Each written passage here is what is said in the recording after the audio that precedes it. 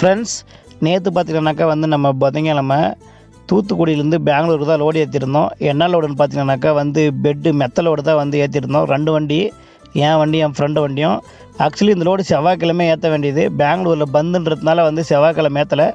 அதுக்கப்புறம் நேற்று வந்து பெங்களூரில் பார்ட்டிக்கிட்டையும் பெங்களூர் நம்ம டிரைவர் நண்பர்களோடையும் பேசிவிட்டு இந்த பந்து வந்து 100% வந்து நடத்துவாங்களான்னு தெரியல. அதனால் நீங்கள் லோடு ஏற்றுங்க. சப்போஸ் பந்துனாக்கா நம்ம ஒசூரில் வந்து வண்டி நிறுத்திக்கலாம், வெள்ளிக்கிழமை லோடு இறக்கலாம் அப்படின்னு சொல்லிட்டாங்க. அதனால் வந்து ஏற்றணும். அதே மாதிரி இன்றைக்கி காலையில் பார்த்தீங்கன்னாக்கா வந்து நம்ம ஒரு 11 மணிக்கு வந்து பெங்களூர் வந்தோம். காலையில் 8 மணி போல் பார்த்திங்கன்னா அத்திப்பள்ளியில் வந்து போராட்டம் பண்ணாங்க. அதுக்கப்புறம் வந்து கர்நாடகா போலீஸ்கார் பார்த்திங்கனாக்கா வந்து ஃபுல்லாக போராட்டம் பண்ணாங்க. ஃபுல்லாக பிடிச்சி பார்த்திங்கனாக்கா வந்து ஜீப்பில் ஏற்றி கூட்டிகிட்டு போயிட்டாங்க. அதுக்கப்புறம் அங்கே போலீஸ் பாதுகாப்பு போட்டு எல்லா வண்டியும் எல்லாமே வந்து நார்மலாக அலோவ் பண்ணிட்டாங்க. அதுக்கப்புறம் எந்த பிரச்சனையுமே நடக்கல அத்திப்பள்ளியில். அந்த ஒரு 8 மணிக்கு போராட்டம் பண்ணதோடு சரி. அதுக்கப்புறம் வண்டிங்க வந்து வழக்கம் போல் போயின்னு வந்து தான் இருந்தது. நானும் வந்து நண்பர்கள்ட்ட வந்து கான்டாக்டில் தான் இருந்தேன். என்ன பிரச்சனை, எதனா அசம்பாவிதம் நடக்குதா செய்யுதா அப்படின்னு சொல்லிட்டு கேட்டுக்கிட்டே தான் வந்தேன்.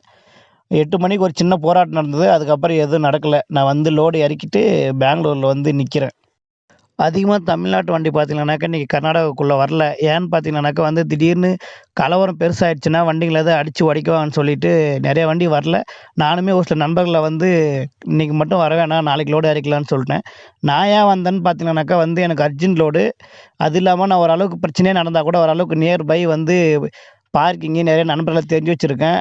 கலவரமே நடந்தால் கூட டக்குன்னு நான் வண்டி எடுத்துன்னு போய் பார்க்கிங் விட்டுருவேன். இல்லை நண்பர்களை வர சொல்லி எடுத்துன்னு போயிட்டு கம்பெனியில் எங்கேயாச்சும் ஒன்று சேஃப்டியாக நிறுத்திக்குவேன். அதனால தான் வந்து நான் அந்த டயத்தில் தான் வந்து லோடு இறக்குனேன். இல்லைனாக்கா நானும் உள்ளே வந்திருக்க மாட்டேன் கர்நாடகாக்குள்ளே. நாளைக்கு தான் வந்திருப்பேன்.